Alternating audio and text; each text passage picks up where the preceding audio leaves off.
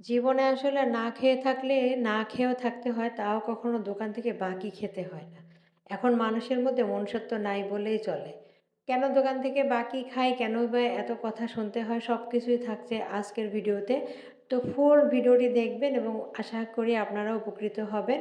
আসসালামু আলাইকুম, কেমন আছেন সকলে? আশা করি সকলেই ভালো আছেন। তো যাচ্ছিলাম হচ্ছে দোকান থেকে কিছু আনার জন্যই। ১ম এ যে কথাটা শুনে বুঝে গিয়েছেন, হ্যাঁ, বাকি আনার জন্য যাচ্ছি। তো হচ্ছে বেশি একটা কেনা হয় না বাকি ওই দোকান থেকে। তারপরও মাস শেষে অনেকগুলো টাকাই তাকে দিতে হয়।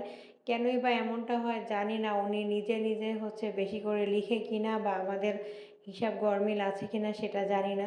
খুব বেশি জিনিস উনার দোকানে নাইও যে সব জিনিস আমরা এক দোকান থেকে আনি, অন্য দোকান থেকেও আনতে হয়। তো এই যে দেখতে পাচ্ছেন এটাই হচ্ছে দোকান। এই দোকানের মেইন পরিচালনা করে হচ্ছে একজন মহিলা। তো যাই হোক উনি হচ্ছে আমি ওনাকে বলেছিলাম যে, "ভাবি আপনি একটু একটা কাগজে করে লিখে দিবেন।" তো লিখে দিতেই হচ্ছে ওনার যত সমস্যা হয়ে গেছে। লেখার কথা আমি কেন বললাম এটা শুনে উনি আমার উপর রাগ হয়ে গিয়েছে। এখন আপনিই বলেন আপনার ভিতরে যদি কোনো সমস্যা না থাকে, আপনি যদি ফুল সলিড থাকেন, তাহলে এ কথা শুনে আপনার কিন্তু রাগার কথা না। হ্যাঁ, আপনি বলতে পারেন যে, আপনি লিখে নেন, আমি আসলে দোকানে অনেক ব্যস্ত থাকি, আমি বলতেছি আপনি লিখে নেন।" এ কথাটা আমি কেন বলেছি? কারণ হচ্ছে আমরা ওই দোকান থেকে খুব বেশি কিছু আনি না। অল্প কিছু আনি মাসে। তার জন্য হচ্ছে ওনার দোকানে প্রায় ৩,০০০ ৳৩,৫০০ টাকার মতো হয়ে যায়। এটাই হচ্ছে আমার হাসব্যান্ড একটু বলেছিল ভালোভাবেই যে, "আসলে এমনটা কেন হয়েছে? এমনটা হওয়ার তো কথা না।" এতে উনি অনেক চটে গিয়েছে। মানে এমন কথা হচ্ছে বাকি আমি নিবো, মাস শেষে উনি যেটা ধরায় দিবে ওটাই আমাকে বিশ্বাস করতে হবে। কেন আমার নিজস্ব কোনো আইডিয়া নেই? আমি দোকান থেকে বাকি আনি। কি আনি, কত টাকার মধ্যে হতে পারে না পারে সেটা তো আমি যেহেতু আনি আমার নিজস্ব একটা আইডিয়া আছে।